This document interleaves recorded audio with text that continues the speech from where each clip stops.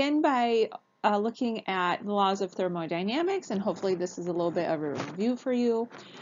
First though, bioenergetics, so this is the flow of energy in living systems, and it helps organisms maintain highly ordered structure and life-sustaining activities. With the first law of thermodynamics, energy cannot be created nor destroyed, it can only be transformed. However, the transformation is not always 100%. So for humans, what we see is heat is usually going to be one of the transformed products that we tend to lose. Within plants, light energy into glucose by plants is going to be one of their byproducts that is lost. The second law of thermodynamics states that energy is lost with each transformation as heat. So the available free energy, or the energy that's available to do work, will decrease. And so this leads us into entropy, which entropy is the degree of disorganization or of randomness. Entropy will increase at each step of energy transformation. And so this law then will relate into endergonic and exergonic reactions, which we'll go into now. So here what we have is an example of an endergonic reaction. Okay, so you end up using free energy. All right, so when going from reactants to products, this means that you need to use free energy to have that reaction occur. And so chemical reactions that require an input of energy will have products containing more energy than the reactants. All right, so if we see products are up here versus our reactants down here, so the products have more energy than the reactants do. All right, so with that being said then, in terms of entropy, so the reactants have more entropy versus the products, which have less entropy. And so examples of this would be when plants need the energy from light to turn carbon dioxide and water into glucose. This example that we have here is an example of an exergonic reaction. Okay, so now we have our reactants have more free energy than our products, and so you're releasing now energy with this reaction. So the products again have less energy, free energy, than the reactants. And so example of this would be chemical reactions that like breaking glucose down into carbon dioxide and water to make energy. Energy is used to make ATP for use in other endergonic reactions within the body. Because if you remember, with endergonic reactions, we needed to require energy, whereas with exergonic reactions, you're releasing energy, so it's available to be used.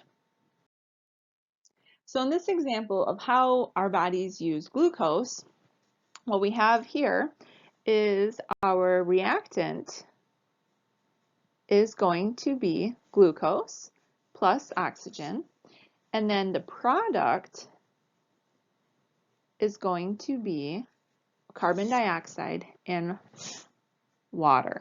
Okay, and so what we have here is that the reactants have more free energy than the products. And so this means that energy is being released. So what type of reaction is this? An endergonic or an exergonic reaction? This would be an exergonic reaction because we're releasing energy, and this energy then is what our body can use. So what we use typically are in the form of calories. And these are the amount of energy in a molecule that can be measured within calories, where 1 calorie is equal to the amount of heat required to raise the temperature of 1 cubic centimeter of water 1 degree Celsius. So heat is going to be measured in units of calories.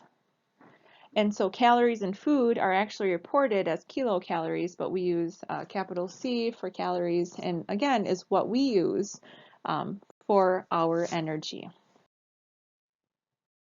Within our bodies, we don't have just one type of reaction occurring. So it's not just exergonic or only endergonic reactions. Rather, we have coupled reactions where both are occurring. When we have energy from food, is going to be broken down in an exergonic reaction, but we use that energy that's produced to make endergonic reactions within our bodies. And so energy is stored in a usable form of ATP for us. So the production of ATP is endergonic that's coupled to an exergonic reaction that drives it. ATP molecules store energy in its bonds to be used elsewhere. And so that's why ATP is considered to be the universal energy carrier. And so when we have food, and that breaks down into carbon dioxide and water, well, then we have the production of ATP as the transformation product. So with that exergonic reaction, then we can use that ATP to make endergonic reactions that ATP will be used for those. And so this is necessary for cellular work, where then we can help to, say, build up different types of proteins or other forms of energy that can be used. Another set of reactions that occur with coupled reactions are called oxidative reduction reactions. So reduction is when an atom or a molecule gains an electron. So thus it has become reduced. In its reduced charge, it is reduced in charge, where the electrons add a negative charge to it. Okay, so we'll become more negative. With oxidation, an atom or molecule loses an electron, becomes oxidized, okay? And so it's going to be more positive because it's lost that electron. Big thing though is that oxygen might not be involved, okay? So that's not a requirement for oxidation. It has to do with the loss of an electron or multiple electrons. So these reactions are always coupled, where when we have something that's reduced, something else will be oxidized.